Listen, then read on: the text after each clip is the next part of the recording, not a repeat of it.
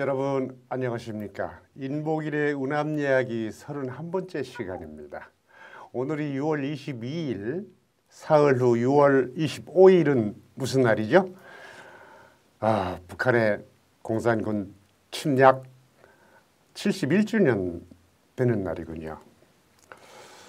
이 6.25 침략사를 이야기할 때 빼놓을 수 없는 인물이 있습니다. 이 인물에 대해서 우리가 그동안 다 잊어버린 6.25 침략의 이면사, 비사라고 할까요? 숨겨진 이야기. 이 화면을 보시면서 설명드리겠습니다. 희대의 간첩 성시백, 여기 얼굴 사진 두 개가 나와 있어요. 왼쪽 사진은 평소의 얼굴이고 오른쪽 사진은 변장한 사진입니다. 같은 인물이라고 보시기 힘들 정도로 변장의 달인이었습니다. 이 거물간첩 성시백은 임시정부, 중국의 임시정부 때부터 6.25가 일어날 때까지 대한민국 임시정부와 건국 이후 대한민국을 한 손에 쥐고 농락했다고 할까요? 그야말로 웃지 못할 충격적인 놀랄 만한 사실들이 수두룩합니다. 6.25 하면 여러분은 단순히 해방 이후 소련과 중공이 김일성을 앞세워서 남침한 전쟁이다 이렇게 알고 계실 텐데, 사실 6.25의 기원은 청일전쟁, 러일전쟁에 있습니다. 청일전쟁에서 일본한테 한반도를 빼앗겨버린 중국, 러일전쟁에서 일본한테 한반도를 빼앗겨버린 소련, 이 두 나라가 합동작전으로 한반도를 삼키려고 덤볐던 무시무시한 현대판 전쟁이 6.25죠. 사실상 이것은 세계 3차 대전이라고 할 수 있습니다. 소련, 중국은 물론 거기에 대항해서 침략자를 무찌르려고 참전한 유엔군, 미국을 비롯한 공산권을 제외한 전 유엔 회원국이 참전했다고 해도 과언이 아닙니다. 무려 67개국이었으니까요. 미국, 영국, 영연방을 비롯한 16개국이 군대를 파견했고, 나머지 자유진영 유엔 회원국들은 전부 한국전쟁에 가지가지 형태의 원조를 제공했습니다. 이게 3차 대전이 아니고 무엇입니까? 자, 여기 화면을 보시면은 레닌과 스탈린 사진이 보이고, 그 옆에 모택동, 중국 발음으로 마오쩌둥이죠.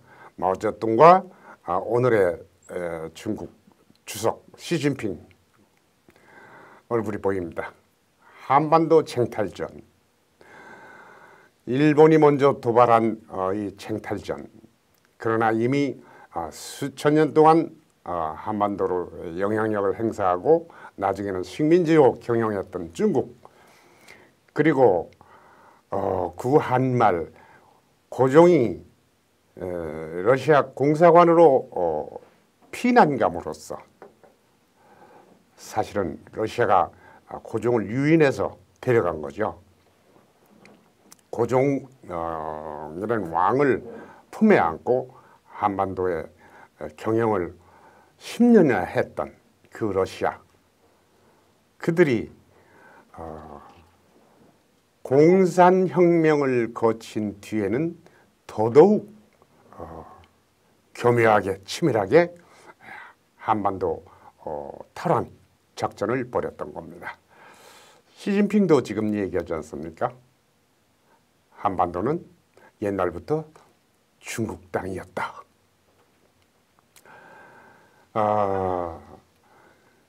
러시아 제국 시대에 니콜라이 황제가 한반도를 차지하려고 했던 것이 일본과의 전쟁에서 패배함으로써 실패하고 나서 공산화 이후 레닌이 상하이 임시정부를 공산화시키려고 공작을 하고 당시 임시정부 추대 대통령 이승만을 탄핵시켜서 추방하고 그러면서 중일전쟁이 일어나고 2차 대전이 일어나고 그 와중에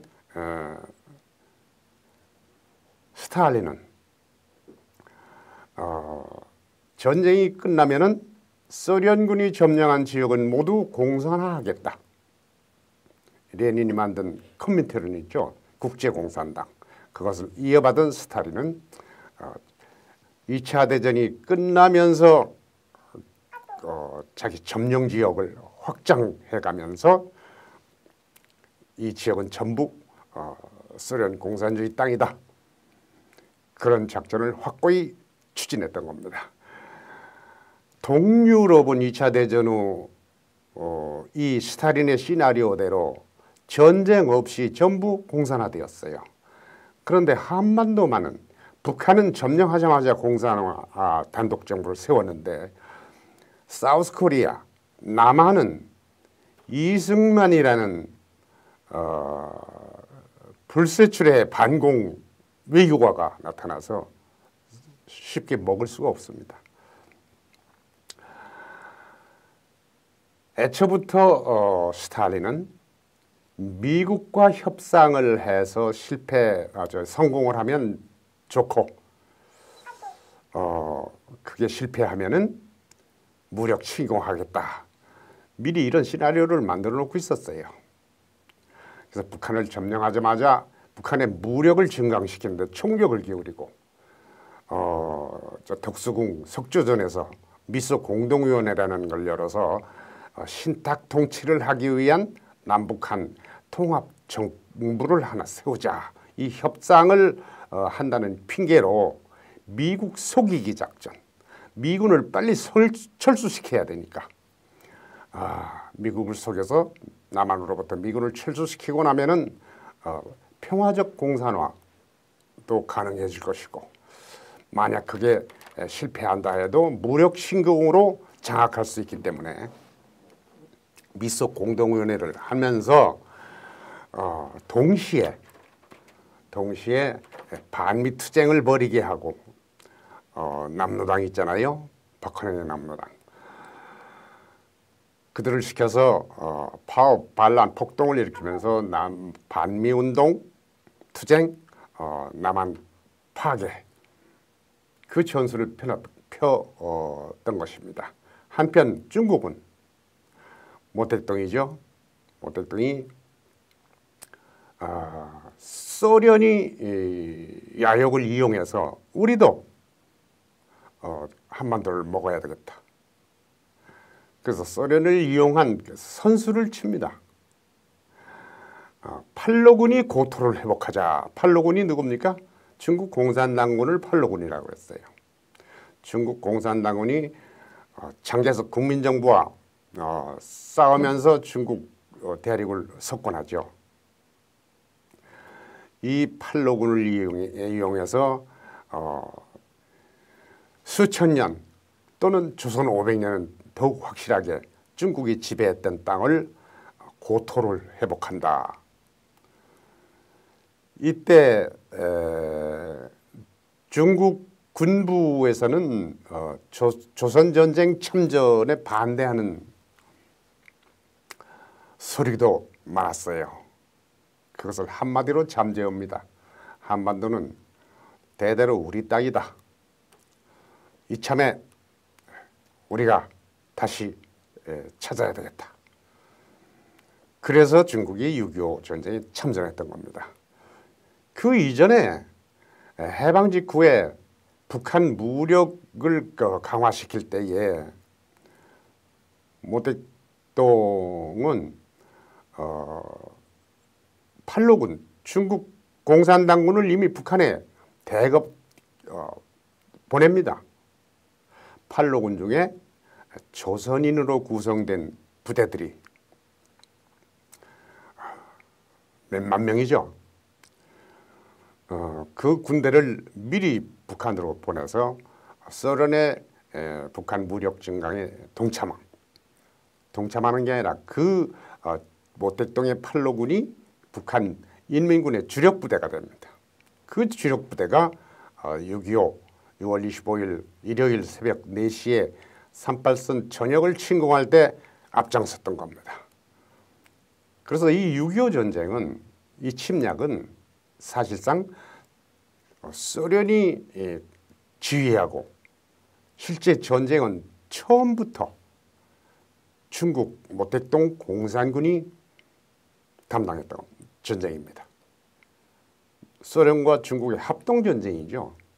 처음부터 그랬습니다. 중공군이 나중에 참전했다. 이거는 또 다른 얘기죠.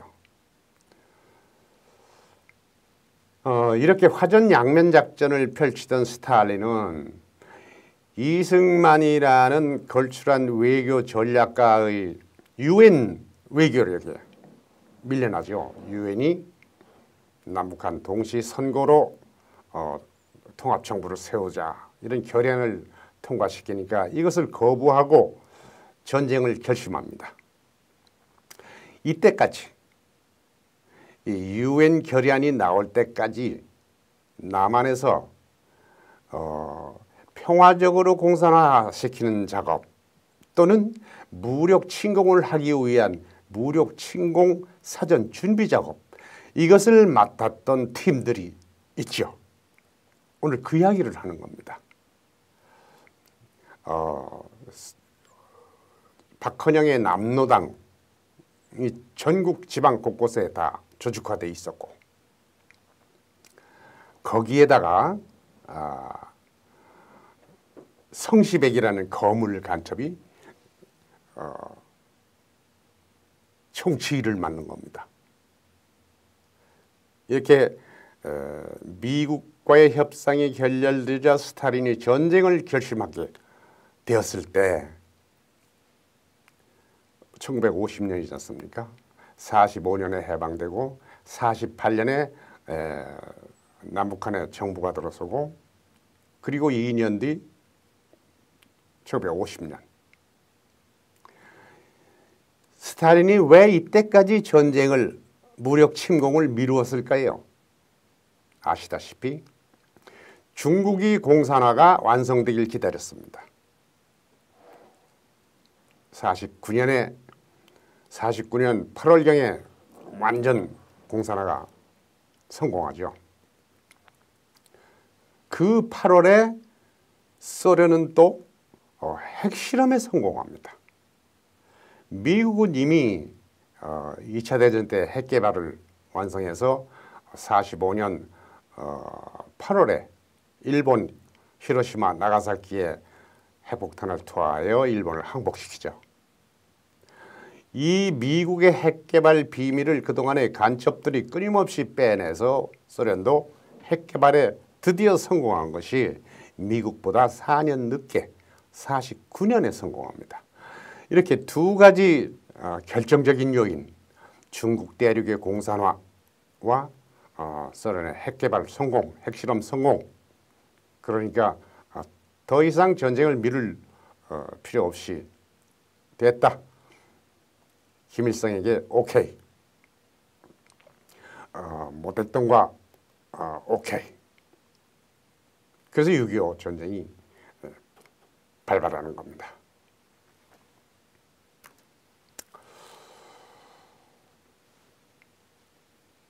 자, 그럼 성시백이라는 사람은 어떤 사람인가?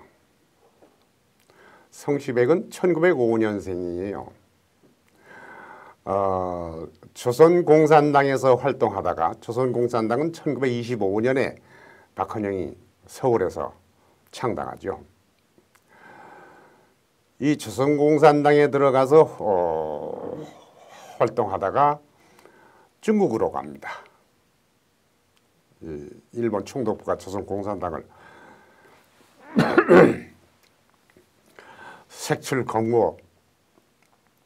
검거하니까 쫓겨서 중국으로 대거 도망칠 때에 성시백도 20대 청년 중국에 가서 중국 공산당에 입당합니다. 거기서 중국 공산당의 그 브레인 주울레 아시죠? 그 주울레 눈에 들어가지고 중국 공산당 비밀 요원이 됩니다. 그러면서 장개석 국민정부, 국민당 정부 거기에 위장 취업을 하죠. 위장 취업이라 하면 뭐냐면은 중국 공산당 비밀 요원으로서 장개석의 신복 가장 중요한 뭐라 그럴까요? 사령관, 국민당 군 사령관의 막료로 들어갑니다.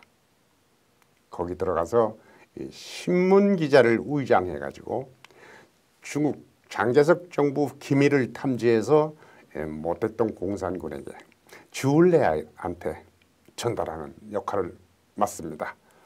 그때에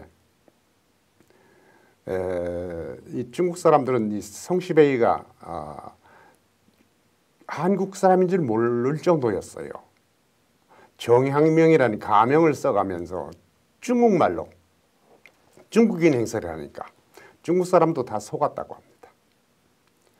그런 성시백은 중국 공산당의 간첩질을 하면서 한편으로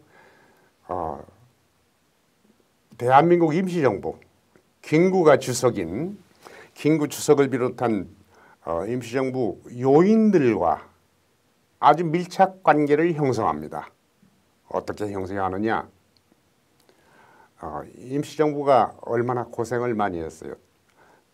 돈이 없어서 굶기를 밥 먹듯 하는 자기들 말로 우리는 거렁뱅이다 라고 할 정도로 노숙이 예사 이 집 저 집 다니면서 밥 얻어먹고 그런 임시정부 김구 주석이 국민당 장개석의 도움을 받고자 많은 노력을 하죠. 그때 성시백이 앞장서서 그 심부름이랄까요? 김구 주석의 심부름 이것저것 중국 정부에 대한 요청사항 이걸 전달해주고 기사도 써주고 그러면서 임시정부 요인들하고 깊은 관계를 맺기 시작합니다. 이게 무려 몇 년 동안이냐? 30년대부터 해방 때까지 10여 년 넘죠. 그래서 임시정부 요인들은 성시백을 보기를 젊은 친구가 우리 힘들 때마다 물심양면으로 도와주는 참 고맙고 똑똑하고 뛰어난 독립운동가다. 이렇게 알고 있었어요. 그렇게 마음 놓고 사귄 거죠. 믿거라 하고. 해방이 돼서 성시백은 임정 요인들이 떠난 뒤 한 달 뒤에 뒤늦게 귀국합니다. 그 한 달 동안 국내 활약 준비를 한 거죠. 이 사람은 부산으로 들어옵니다. 북한에 들렀다가 김일성과 또 소련 군정사령부와 남한 공작책 작전 전략 전술을 전부 함께 준비하고 공모한 후에 그 미션을 가지고 서울에 나타나서 중국에서 사귀었던 임종 요인들과 반갑게 재회를 합니다. 다시 만나죠. 그때 서울에서 발행되던 공산당 신문은 댐자막연하게 보도합니다. 독립열사 성시백 동지 드디어 입경 서울에 나타나시다. 대서특필합니다. 그 정도로 성시백은 거물 독립운동가가 되어 있는 거죠.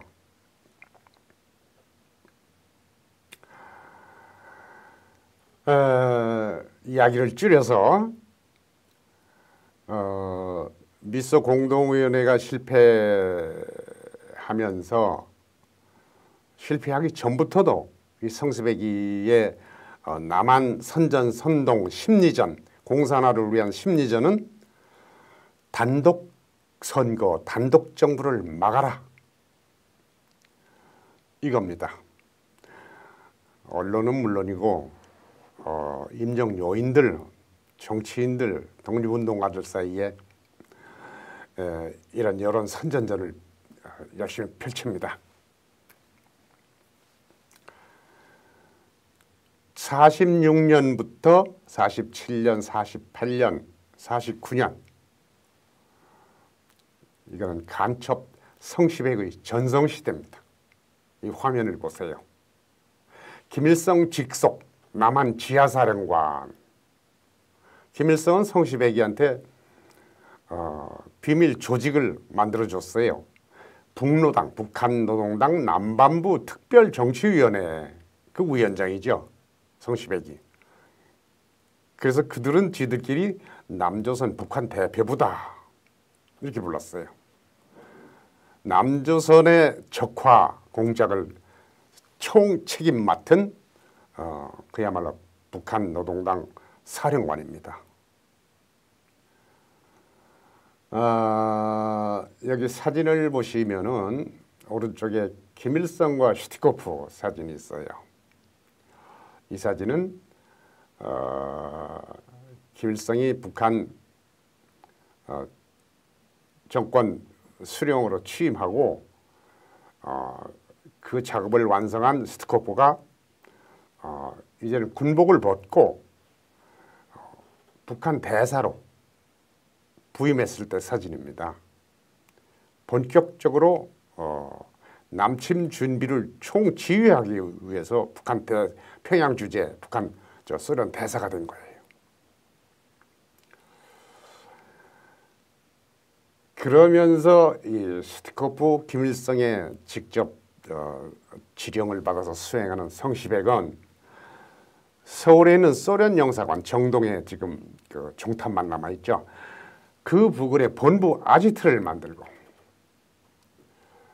서울에만 아지트가 20개소가 넘었다고 합니다. 그래서 성시백을 검거했을 때 드러난 사실입니다. 신문 2개를 직접 경영하면서 여러 신문을 돈을 대줍니다. 이 돈은 어디서 나느냐? 북한하고 중국 밀무역을 하면서 자금을 조달합니다. 이때 김일성은 자기가 임명한 남한 지하사령관 성시백한테 신신당부합니다. 비밀리에 남노당 박헌영의 남노당을 잘 감시하고 그 남노당보다 더 큰 공을 세워야 한다. 그래야 우리가 스탈린 수령한테 신임을 받아서 북한은 우리 것이 된다. 박헌영하고 김일성이가 남조선 먹는데 헤게모니 경쟁을 벌인 겁니다. 자, 성시백은 한선엔 남조선, 한선엔 김일성과 소련 화려한 4년간의 활동을 벌이는데 중요한 건 몇 가지만 보겠습니다. 오른쪽 신문지면은 이게 1950년 5월 15일 6.25 전쟁 발발 열흘 전에 검거된 성시백 기사입니다. 매국도당을 근멸, 북노당 남반 정치위원회 총검거 이런 제목하에 기사가 실려 있습니다. 얼마나 눈부시게 활동을 했던지 몇 가지만 소개해드리면은 변장의 달인 정도가 아니라 성시백이 몇 명인지 알 수가 없을 정도였어요. 모두 속았습니다. 성시백이 치중한 사업이 아까 말씀드린 것처럼 남조선 단독정부 수립을 막는 일, 정치공작, 군대공작, 통일전선 공작 이걸 펼치면서 국방경비대를 장악합니다. 국방경비대는 미군 군정사령부가 만든 군대죠. 그 군대에 남로당이 대거 입대합니다. 왜냐하면 미국은 공산군당을 합법화해가지고 이념을 따지지 않았어요. 지원한 젊은이 다 받고 다 똑같이 미국식이죠. 이걸 이용해서 국방경비대를 장악합니다. 국군 속에 남로당이 많았던 이유가 바로 이겁니다. 미국 때문입니다. 또 육군만이 아니라 해군, 공군도 다 포섭합니다. 성시백이. 해군 제독을 포섭해서 당시 누구라고 이름을 밝히지 않겠어요. 이 사람한테 내가 중국 무역을 하니까 선박이 필요하다. 해군 함정을 무역선으로 인수까지 합니다. 그걸 내줘요. 해군 제독이란 사람이. 왜 그랬겠습니까? 아니 매수된 거죠. 임종 요인들은 물론 국군 수뇌부 일선 사단장들까지 이 임종 요인들은 중국에서 10년 넘게 사기였기 때문에 어떤 광복군 출신 어느 장군은 성시백과 호영호제, 그대는 동생, 나는 형. 아 형님, 제가 잘 모시겠습니다. 이런 사이였어요. 그게 한두 사람이 아니에요. 이름을 얘기하면 여러분 깜짝 놀랄 분들입니다. 이 사람들하고 친밀도가 이리저리 얽히고 설키는 게 농도가 짙어지자 성시백은 본색을 드러냅니다. 나는 김일성 장군 특사입니다. 증명서를 내보이면서 그 사람들에게 이제 미군한테 매달리지 말고 우리 조국 통일을 위해서 함께 일합시다. 착착 포섭에 성공해 나갑니다. 김일성이 나중에 했다는 말, 성시백 동지가 잡히지 않았다면 남조선 역사는 그때 해방 후 성시백 동지가 맹활약할 때 다 바뀌었을 것이다. 다음 사진 보겠습니다. 김구의 돌변, 왜? 단독선거를 찬성하다가 왜 갑자기 50선거 남한 단독정부 수립을 찬성하다가 맹렬히 반대하는 입장으로 하루아침에 자세를 바꿨어요. 왜 그랬을까? 여기에 두말할 것도 없이 성시백의 공로가, 성시백이 김구 쪽에 김구를 직접 방문해서 저는 김일성 장군 특사입니다.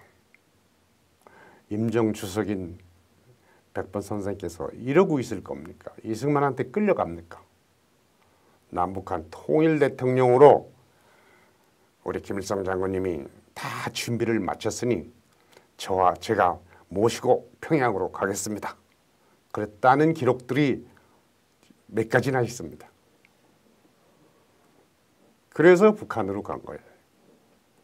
서울을 떠나서 38선을 넘어서 북한에 가서 연설을 또 하죠. 남북 연석회의에서. 오른쪽 사진처럼 김일성과 단독 회담도 하고요. 이 성시백이 김구 선생을 돌려세웠다는 기사를 북한 노동신문이 전 페이지를 털어서 특집을 낸 적이 있어요. 1997년 5월 26일자입니다. 여기에 전부 써 있습니다. 이 성시백의 공로가. 이거 읽어보시면 국회 프락치 사건을 비롯해서 한두 가지가 아닙니다. 여기 노동신문 제목을 보시죠. 민족의 영수를 받들어 용감하게 싸운 통일혁명 열사 성시백 동지. 오른쪽 밑에 사진은 장덕수 암살 신문 보도를 제가 넣어놨어요.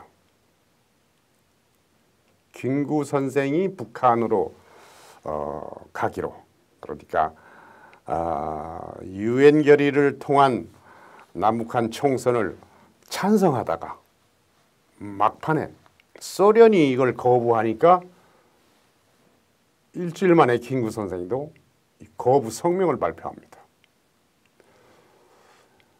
이렇게 마음을 확 바꾸게 된 동기 중에 하나가 장덕수 암살도 있다.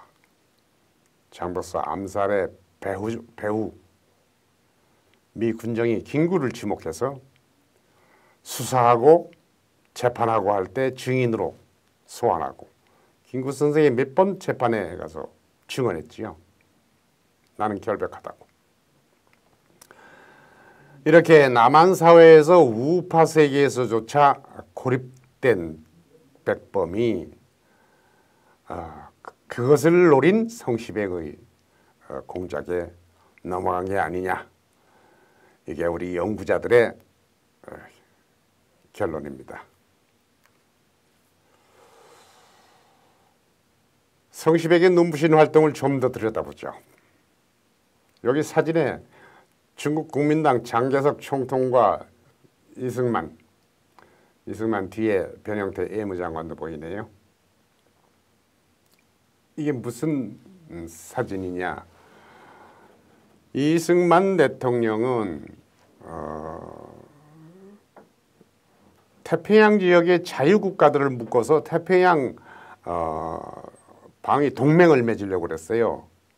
유럽의 나토처럼.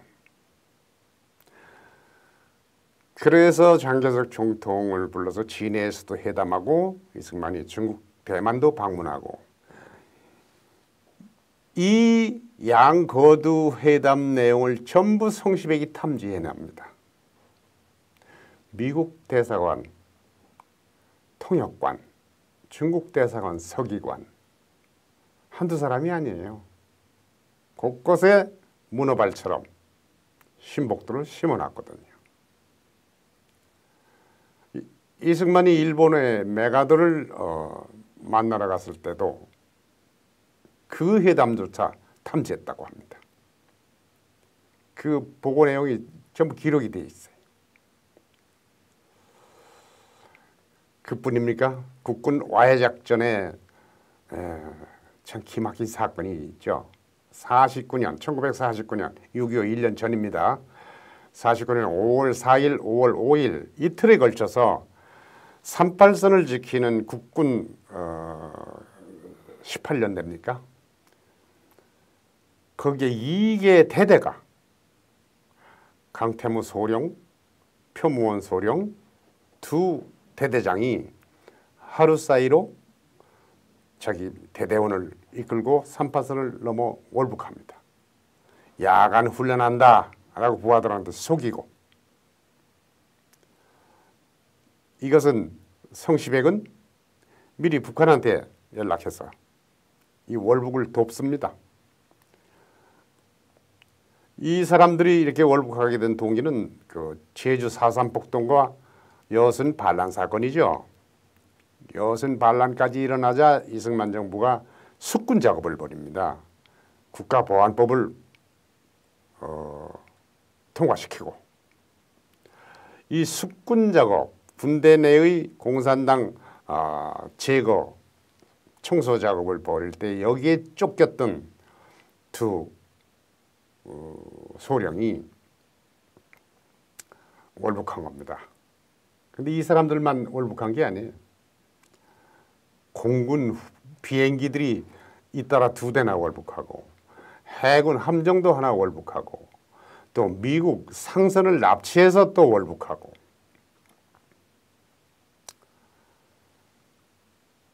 이게 전부 6.25 준비 작업이죠.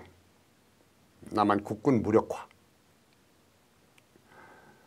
여기에 성시백의 마지막 작품이 있습니다. 6.25 이틀 전 6월 23일이죠. 바로 내일이네요. 6월 23일 갑자기 비상경계령 해제,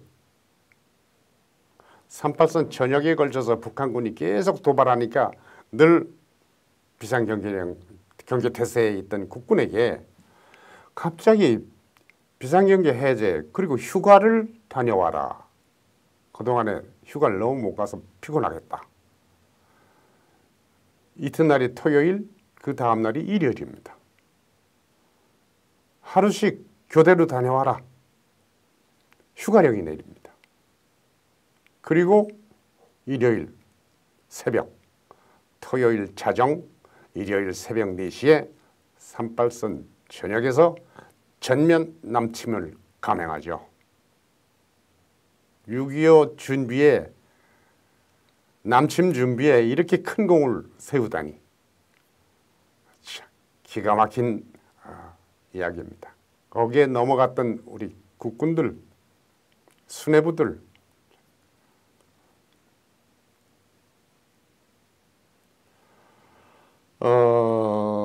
이러한 성시백 일당을 아까 신문에서 보셨듯이 유명한 반공검사 오제도 검사팀이 일망타진하죠. 이 성시백 일당은 수사받던 중에 6월 25일 남침이 발발하고 27일 서울을 철수할 때 경찰이 이 일당을 처형하고 철수합니다. 자, 국회 프락치 사건을 잠깐 보실까요? 말할 것도 없이 아까 말씀드린 대로 김일성과 박헌영의 그 남한 쟁탈전, 헤게모니 싸움, 국회의원들을 어떻게 매수를 했든지 남로당도 매수하고 성시백도 매수하고, 매수가 아니에요. 아예 국회의원들을 다 당선시켰어요. 선거자금 지원해서 당선시켰어요. 특히 이 총선을 반대했던 긴구 세력, 한국독립당이죠. 이 사람들은 출마할 수가 없어요. 총선을 거부했기 때문에. 그런데 출마하고 싶은 사람들은 너무 많아. 이것을 성시백이 전부 돈을 줘가지고 무소속으로 출마시켜서 당선시킵니다. 그래서 국회의원 당선자들 중에 80여 명이 이 무소속이 국회 최대 세력이죠. 200명 가운데.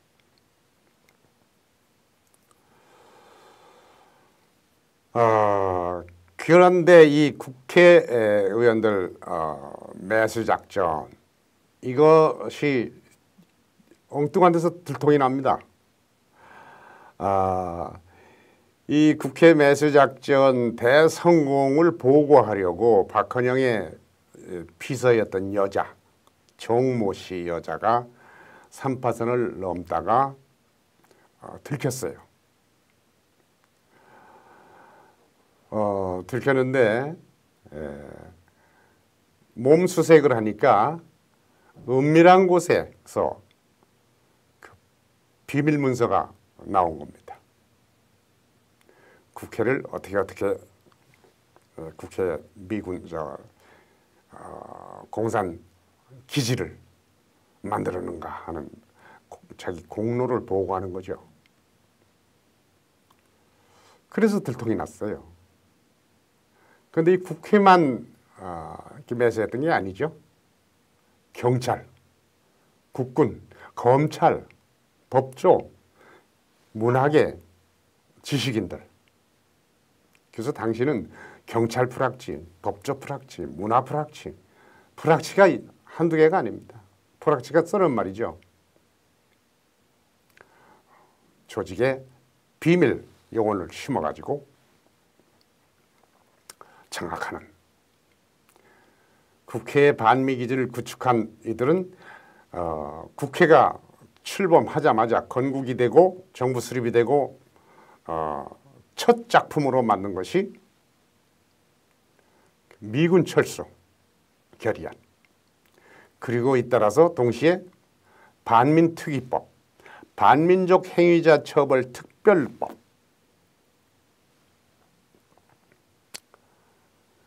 그래서 반미특위를 주동하고 이 반미특위를 상권 분립과 관계없이 국회 독재로 밀고 나갑니다. 공권력, 행정력, 정치판을 완전 마비시키는 작전이죠. 근데 이게 박헌영 여비서 검거로 문서가 들통나서 와해되죠. 13명이 잡혔죠. 그때 국회 부의장 김약수를 비롯해서 특히 그 소장파들, 무소속 소장파들, 그 임시정부 요인 보좌진들, 전부 성시백의 동지 친구들이죠. 그렇게 끝난 것이 국회 프락치 사건이고, 또 반민특위 활동도 그렇게 허물어집니다. 자, 6.25 감행 사흘 만에 6월 28일 서울을 장악하지요. 북한 인민군. 북한 인민군이 아니라 사실은 모택동의 팔로군, 중공군이 주력 부대죠. 조선 사람이지만 전부 중국 공산당 군인들. 장개석 국민당과 내전에 성공했던 전투력이 막강한 이 중국 팔로군이 한반도의 서부 지역을 석권해버립니다. 너무나 빨리 저 여수 순천까지, 진주까지 밀고 내려가요. 근데 저항이 없어요. 박모씨, 호랑이라고 별명이 난 그 팔로군의 사단장, 너무 놀랐다. 이렇게 무인지경일 줄 몰랐다. 이런 기록들이 남아있죠. 그런데 김일성은 서울에서 지체합니다. 서울을 탈환나가서 김일성이 서울에 나타났어요. 제일 먼저 소리친 게 뭐냐? 성시백 동지를 찾아라. 성시백 동지 알고 보니 남한 경찰이 총살하고 철수했거든요. 그러면 시체를 찾아라. 시체를 못 찾았어요. 그러니까 김일성이 통곡을 합니다. 앞으로 전쟁 끝나면 우리 애국 열사능을 만들어서 제일 웃자리에 성시백 동지를 모셔야겠다. 그렇게 성시백을 아꼈어요. 친형제 가족처럼. 김일성은 1912년생, 성시백은 1905년생, 7살 김일성이 아래죠. 그야말로 믿고 모든 남한 전체를 맡겼던 형님입니다. 성시백이가. 그래서 성시백이한테 지극정성으로 했어요. 김일성은 기반이 없지 않습니까? 북한에도 기반이 없어서 남로당 박헌영한테 밀리잖아요. 또 김일성은 중국 공산당 소련군 빨치산 왔다 갔다 하다 보니 북한 내에 조직이 없었어요. 그래서 성시백이한테 이렇게 많이 의지했던 사람입니다. 성시백이 아들들을 극진히 관리하고 성시백이 아내를 극진히 보살피고 김일성 아내 김정숙입니까? 성시백이를 그야말로 시동생처럼 보살폈다고 합니다. 나중에 성시백 아들들이 셋이 있는데 그 아들들한테 김일성이 온갖 혜택을 다 베풀었죠. 특히 셋째 아들이 성자립이라는 아이들인데 셋째 아들은 1948년에 서울에서 출생했어요. 그때 성시백이 김일성이한테 이름을 지어달라고 부탁을 하자 김일성이가 성자립이다. 스스로 자자 설립자. 독립과 똑같은 의미로 자립이다. 이 성자립을 또 김일성 대학 총장까지 나중에 합니다. 그리고 교육부 장관까지 합니다. 2003년 노무현 정부 출범 직후에 대구에서 세계 유니버시아드 대회가 열리죠. 청년 올림픽, 대학생 청년 올림픽. 그때 북한 대표단을 끌고 내려온 사람이 바로 성시백의 셋째 아들 성자립 교육부 장관이었어요. 참 재밌죠? 재미있을까요? 여기 사진 보시다시피 성시백 동지란 묘비, 이게 평양 애국에 있는 애국 열사 묘지, 여기 제1호가 성시백의 시체 없는 가묘. 끝내 시체를 못 찾았죠. 이 가묘에는 월북한 성시백이 아내의 시체가 묻혀 있습니다. 자, 오늘 성시백 얘기는 이쯤에서 끝내고요. 6.25 전쟁, 스탈린 이전에 이미 니콜라이 황제 시대부터 한반도를 차지하고 싶어 했던, 또 조선 500년 동안 또 이홍장 원색의 구한말 조선을 대한제국을 식민지로 만들었던 중국, 이 두 나라는 지금도 한반도를 차지하고 싶어 하죠. 몇 년 전에 보셨습니까? 소련 공산주의가 망하고 푸틴이 대통령인데 크리미아 반도, 우크라이나 소련 연방이 해체되고 우크라이나가 독립하고 그 우크라이나 끝에 붙은 크림반도, 이걸 소련이 병합해버렸죠. 병합. 우크라이나하고 싸우면서 이런저런 핑계로 우크라이나 함대를 공격하고 크림반도를 뺏어버렸어요. 이게 영토 쟁탈전입니다. 지금 한반도는 미국과 중국의 패권 경쟁, 여기에 붙어서 또 이 나라를 팔아먹으려는 성시백 같은 그런 악당들이 얼마나 될까요? 저번에 북한에서 탈북했던 주체사상 창시자라는 황장엽이 말했죠.